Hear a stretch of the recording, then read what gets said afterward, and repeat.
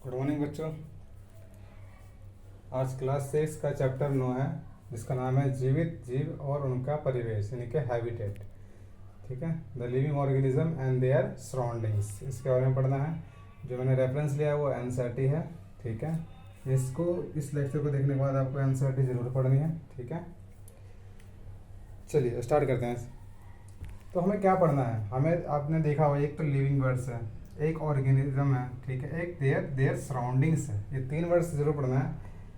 Living surrounding क्या होता है, ठीक है, और ऑर्गेनिज्म, कौन कौन से ऑर्गेनिज्म कहाँ पे कैसे सर्वाइव करते हैं, क्यों करते हैं, उनका जो रहने का तरीका है वो, ठीक है, वो क्यों उस तरह ही दिखते हैं। जैसे कि ऊँट इतना लंबा क्यों है, ठीक है, उसके पैर इतने गद्देदार क्यों हैं, वो क्यों बहुत दिनों तक पानी नहीं पीता है तब भी चलता है। मेंढक क्यों उछल उछल के चलता है, ठीक है, उछल उछल क्यों चलता है, वो पानी में भी रह जाता है और ज़मीन पे भी रह जाता है।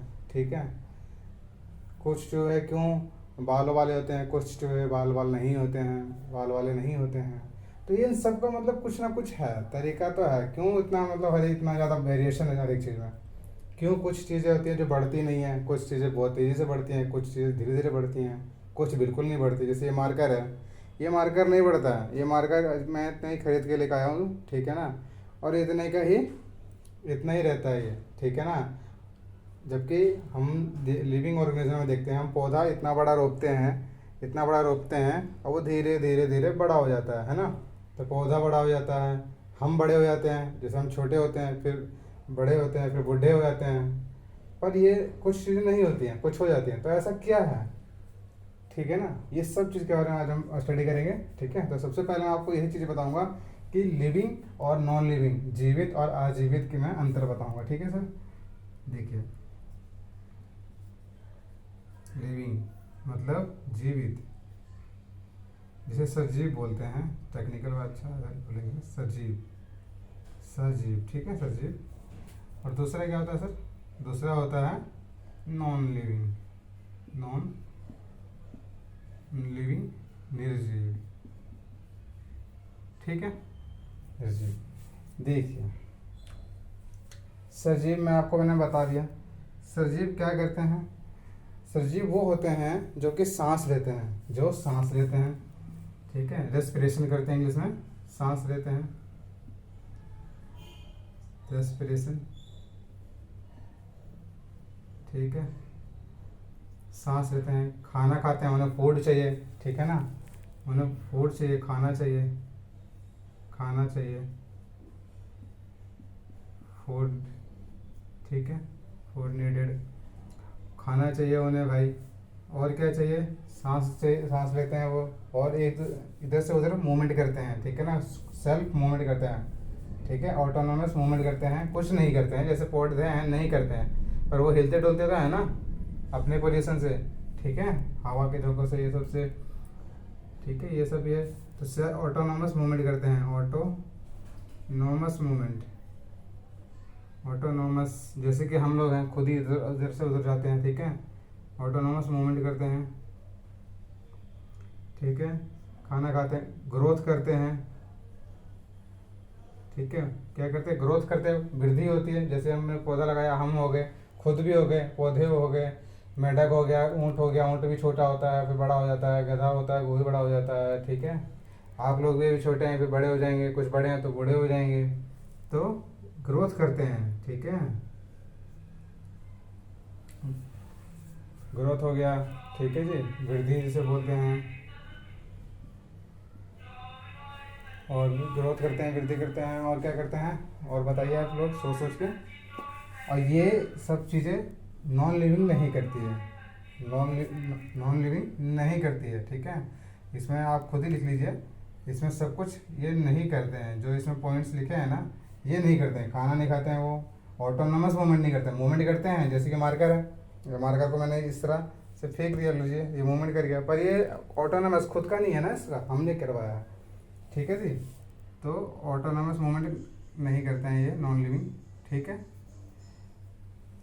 खाना नहीं खाते हैं ये लोग, ये मारकर खाना नहीं खाता है, ठीक है, हाँ इंक डालना पड़ता है जब ये ख़त्म हो जाता है, चलना बंद होता है, पर खाना नहीं खाता ये, ठीक है ना। जैसे कि जैसे हमें रोटी दाल चावल चाहिए होता है, फूड और मतलब कि पेड़ों पौधों को क्या चाहिए, धूप चाहिए होता है, पानी चाहिए होता है और खाद चाहिए होता है, ठीक है ना।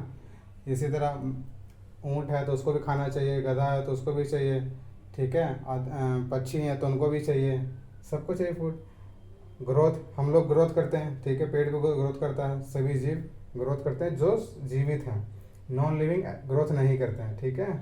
तो ये अंतर है, ठीक है। अपने को सिर्फ नहीं लगा लीजिएगा, हो जाएगा आपका, ठीक है। पूरा लिखने से फ़ायदा नहीं है, टाइम बर्बाद है। चलिए, तो आपको समझ में आ गया लिविंग ऑर्गेनिज्म और नॉन लिविंग में, सजीव और निर्जीव में, ठीक है।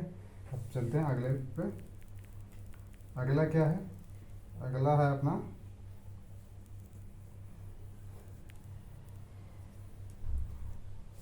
ऑर्गेनिज्म। ऑर्गेनिज्म क्या होते हैं? मतलब कि जीव, जो जीव है ना, जैसे अलग अलग तरह के जीव है, मैंने आपको बताया ना अलग अलग तरह के जीव कैसे हैं। जैसे ऊँट है, भेड़ है, बकरी है, शेर है, चीता है। ये सब ऐसे क्यों है भी तो ऐसे क्यों है ना। शेर इतना बलवान क्यों है, बकरी इतनी कमज़ोर क्यों है ना। देखिए, ज़िंदगी में एक ही चीज़ होता है कि आप उसी अकॉर्डिंग ढल जाएंगे जैसे आपकी ज़रूरत होती है, ठीक है, या फिर आपको जितना जैसा मिलता है, ठीक है। जैसे कि मान लीजिए कि किसी पौधे को, जैसे कि किसी कैक्टस को ले लीजिए आप, कैक्टस में, ठीक है। कैक्टस का आपको एक इसमें भी दिया हुआ है एग्जांपल, वही समझा देता हूँ आपको। कैक्टस का पेड़, कैक्टस, ठीक है, कैक्टस प्लांट। कैक्टस प्लांट यानी कि कांटेदार, कांटेदार कांटेदार कांटेदार पौधा। आपने देखा होगा कांटेदार पौधा कैसा होता है। कांटेदार होता है इस तरह का। इसमें ना पत्तियां नहीं होती, इसमें ये होता है बिल्कुल बारीक बारीक से, नुकीली को नुकीली से सुई जैसी चीज़ें होती हैं, है ना। इस तरह से होता है कैक्टस का पेड़, ठीक है। ऊपर था मैं लेके नहीं आया। ये क्या है? पत्तियां हैं, नुकीली पत्तियां हैं। कैसी? नुकीली, नुकीली पत्तियां हैं, ठीक है। नुकीली पत्तियां हैं, क्यों? बाकी नहीं तो दूसरे पेड़ कैसे होते हैं? दूसरे पेड़ ऐसे होते हैं, देखिए, उसमें लीफ आती है, ऐसी होती है ना, ऐसे ऐसे होती है लीफ। ये पत्तियां हैं, इसकी पत्तियां कैसी? बड़ी हैं।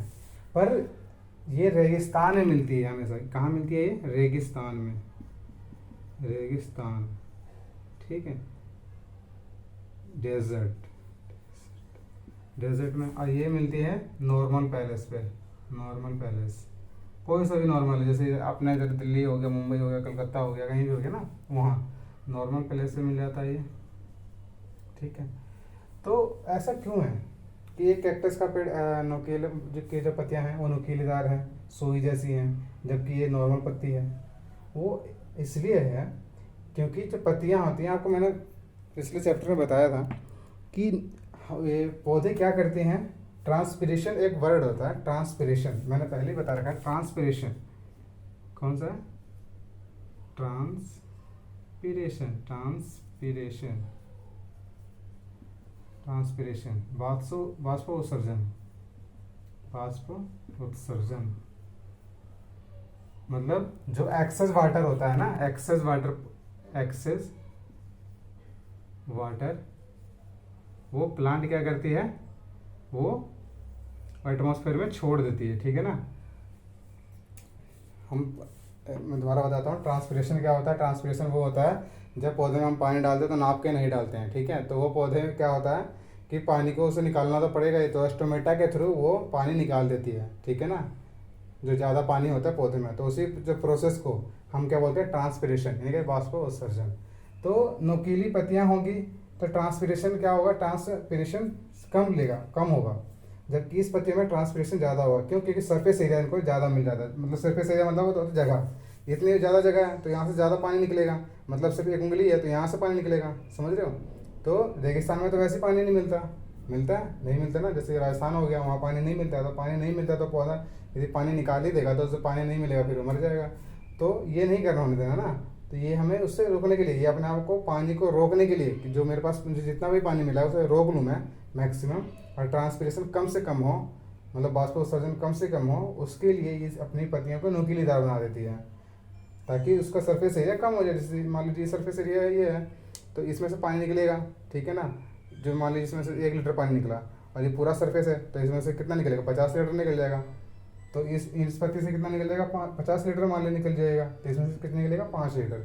तो इसमें पानी कम निकल रहा है, तो रेगिस्तान में तो हमें कम पानी निकालना है क्योंकि रेगिस्तान में कम पानी मिलता है। तो ये क्या हुआ, ये अपने ये जो उसका वेदर है, सराउंडिंग है, जो वहाँ जहाँ रहना पड़ रहा है इसे, उसके अकॉर्डिंग ढल रही है। क्या कर रही है, ये ढल रही है। और ये इसके अकॉर्डिंग ढल रही है, इसे सब कुछ मिल रहा है तो वो अलग तरीके से ढल रही है। इसे बहुत पानी मिलता है, इससे ज़्यादा पानी मिल जाता तो ज़्यादा निकालने के लिए सरफेस चाहिए, तो उसे ज़्यादा मिल जा रहा है। जगह ज़्यादा चाहिए, सरफेस एरिया समझ में ना आए तो जगह ज़्यादा चाहिए, तो पत्तियाँ बड़ी बड़ी कर देती हैं तो ज़्यादा निकल जाता पानी, ठीक है ना। इसमें भी सर्वाइवल है। मान लीजिए इसका पानी नहीं निकलेगा तब भी ये प्रॉब्लम में आ जाएगी, और इसकी निकल जाएगी तब प्रॉब्लम आ जाएगी। तो दोनों की समस्या अलग अलग है। किसी का ज़्यादा निकल जाता है तो किसी का कम निकल जाता है। तो ज़्यादा जिसका निकल जाता है उसके लिए उसने पत्तियाँ छोटी छोटी कर दी ताकि ट्रांसपिरेशन वर्ड कम हो जाए, ठीक है। तो कैक्टस का पैदा क्या करता है, अपनी नुकीली कर देता है, और जबकि नॉर्मल बड़ी रखता है अपनी पत्तियाँ, ठीक है। तो आपको समझ में आया, आप समझ में आ गया होगा आपको।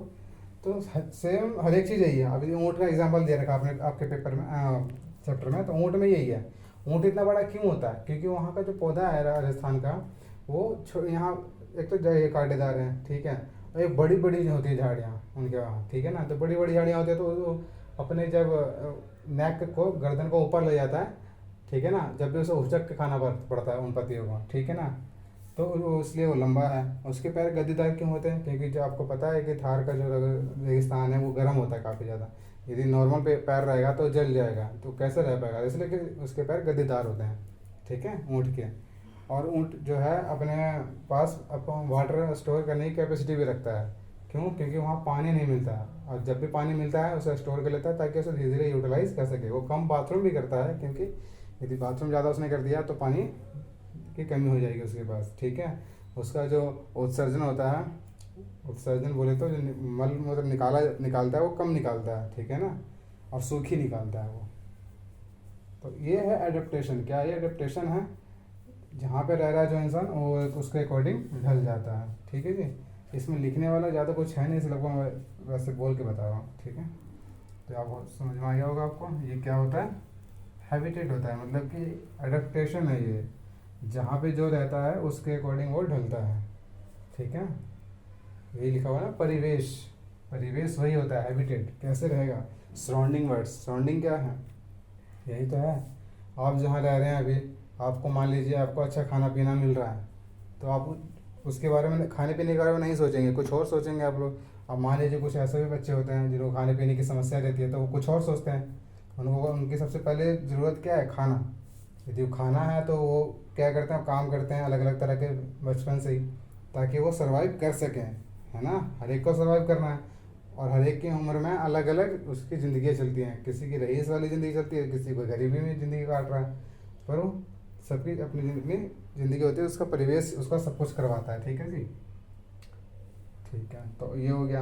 अब मान लीजिए कि एक और एग्जाम्पल दे रखा आपका, एक और एग्जाम्पल किस चीज़ का ले लें हम, मेंढक का ले लेते हैं। आपके इसमें मेंशन कर रखा, मेंढक क्या होता है। मेंढक होता है आपका, जो मेंढक होता है ना, मेंढक, इसके चैप्टर में ऐसा ही है, कुछ एक एक चीज़ के बारे में थोड़ा बता रखा है, ठीक है ना। मेंढक का जो पिछला पैर होता है ना, बॉडी है मान लीजिए, ये जो पिछला पैर होता है उसका, ये जालीदार होता है एक तो, और काफ़ी मजबूत होता है, स्ट्रॉन्ग फुट होता है ये, ठीक है। ये मेंढक है, मुझे ड्राइंग अच्छी नहीं है, ठीक है। ये जो इसके पैर है ना, पैर ये स्ट्रॉन्ग होते हैं, ठीक है। पैर ये स्ट्रॉन्ग है ना ये, तो क्या होगा,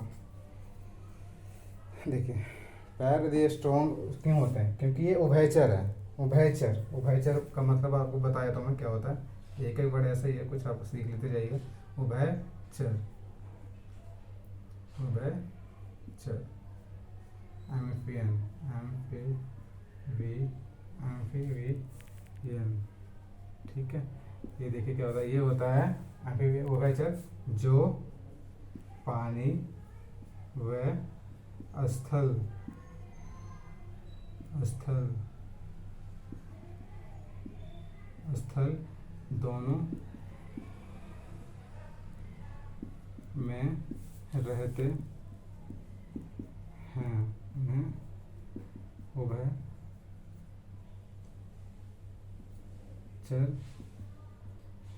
चर कहते हैं हाँ, ठीक है। जो पानी व स्थल दोनों में रहते हैं उन्हें उभयचर कहते हैं, ठीक है। जैसे कि मेंढक को आपने देखा होगा, ठीक है, वो पानी में भी रह जाता है और पानी से बाहर निकल के ज़मीन पे भी रह जाता है, तो वो क्या है, उभयचर है, ठीक है ना। और भी सोचिए उभयचर कौन से हैं। सबसे अच्छा एग्जाम्पल मेंढक का, अभी ये मेंढक के बारे में सोच लेते हैं। जो पानी और स्थल में दोनों में रह जाते हैं उन्हें उभयचर कहते हैं। तो इसी पे कॉन्सेप्ट जो है क्वेश्चन उठता है कि ये ऐसा क्यों कर पाता है। ऐसा इसलिए कर पाता है क्योंकि इसका जो पिछला पैर होता है ना, वो काफ़ी स्ट्रॉन्ग होता है, उसके बलबूते वो जंप मार जाता है, ठीक है ना। वो जंप आगे की ओर, मतलब पीछे भी रख के प्रेशर, और आगे की ओर कूद जाता है, ठीक है ना। और जो जीव हैं ऐसा नहीं कर पाते हैं, तो वो दोनों जगह सर्वाइव नहीं कर पाते हैं, ठीक है। इसीलिए, और इसके जो ये हैं पैर होते हैं जालीदार होते हैं, तो वो इसलिए जालीदार हैं तो पानी पे वो तैर लेता है आराम से, ठीक है। इसीलिए मेंढक उभयचर में आता है। उभयचर का मतलब समझ में आ गया होगा, ये याद कर लीजिएगा, डेफिनेशन एक एक नंबर में आएगा, ठीक है ना। उभयचर क्या होता है, जो पानी व स्थल दोनों में रहते हैं उन्हें उभयचर कहते हैं। एग्जाम्पल क्या हो गया इसका, मेंढक एग्जाम्पल हो गया, ठीक है। ये समझ में आ गया। अब देख लेते हैं जो पानी में रहते हैं उन्हें क्या बोलते हैं, उन्हें बोलते हैं एक्वेटिक, ठीक है। उन्हें क्या बोलते हैं, एक्वेटिक। हिंदी में क्या बोलते हैं उसे, हिंदी का तो याद नहीं आ रहा मुझे, बट देख लीजिएगा एक बार एनसीईआरटी में, एक्वेटिक एनिमल, ठीक है।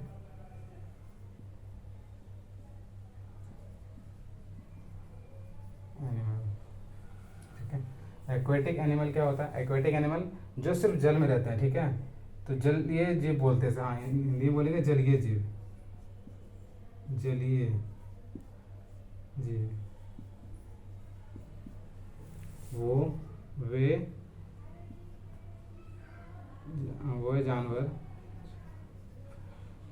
जानवर जो सिर्फ पानी में रहते हैं, पानी में रहते हैं, उन्हें जलीय जीव कहते हैं, जलीय जीव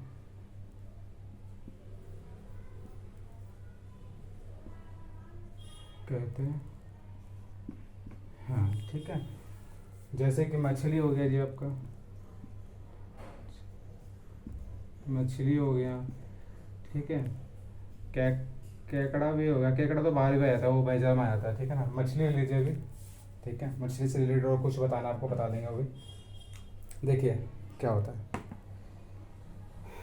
एक्वेटिक एनिमल वे जानवर जो सिर्फ पानी में रहते हैं उन्हें जलीय जीव कहते हैं। क्या बोलते हैं, जलीय जीव बोलते हैं, ठीक है जी। जलीय जीव कहते हैं, जैसे मछली हो गया, ठीक है, जैसे कि मछली हो गया एक्वेटिक जीव। तो वे जानवर जो सिर्फ पानी में रहते हैं, तो जैसे मछली है, मछली को आप बाहर निकाल दीजिए तो क्या वो सर्वाइव कर पाती है, क्या जीवित रह पाती है, नहीं रह पाती है। इसका मतलब कुछ जीव होते हैं सिर्फ पानी में ही रह सकते हैं, ठीक है। इसका मतलब उनका सांस लेने का तरीका है वो अलग होगा, वो गिल से लेती है। मछली किससे लेती है, गिल। अब छठी कक्षा में पढ़ेंगे कि गिल से सांस लेती है, गिल से, ठीक है।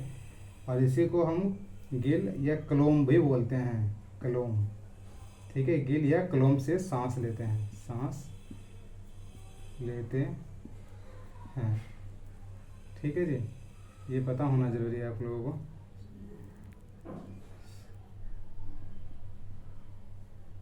सांस लेते हैं, ठीक है। गिल या क्लोम से सांस लेते हैं कौन, एक्वेटिक एनिमल वो जानवर जो सिर्फ पानी में रहते हैं उन्हें जलीय जीव कहते हैं। मछली गिल या क्लोम से सांस, उन्हें किससे सांस लेते हैं मछली, गिल या क्लोम से लेते हैं, ठीक है। हमारे अंदर एक गिल या क्लोम नहीं होता है, हमारा तो अपना एक रेस्पिरेटरी सिस्टम होता है, जो कि हम एटमॉस्फेयर में जो ऑक्सीजन है वो ले पाते हैं, मतलब ऑक्सीजन तो लेते पूरा हम एयर लेते हैं, अंदर रह के वो अलग अलग होता है, ठीक है। तो एक्वेटिक समझ में आ गया। जलीय जीव कौन से हैं? वह जानवर जो पानी में रहते हैं, जैसे कि मछली, ठीक है ना, वो उसमें क्या बोलते हैं, जलीय जीव होते हैं। और इसका एग्जाम्पल क्या है? मछली, और जो किससे लेती है सांस? गिल या कलोम से सांस लेती है, ठीक है। तो आई होप समझ में आ गया होगा आपको। एक्वेटिक भी समझ में आ गया। और स्थलीय जीव, फुली फॉर्म। स्थलीय जीव तो जैसे कि जो स्थल पे रहते हैं, जो ज़मीन पे रहते हैं सिर्फ, वो स्थलीय जीव है। जैसे कि हम लोग हैं, हम स्थल पे रहते हैं तो हम स्थलीय जीव है, पानी में तो नहीं रहते ना हम। जो स्थल पे रहते हैं वो स्थलीय जीव हो गए, ठीक है। और इस चैप्टर में ऐसा कुछ है नहीं, एक बार मैं देख लेता हूँ बुक में कुछ और है तो।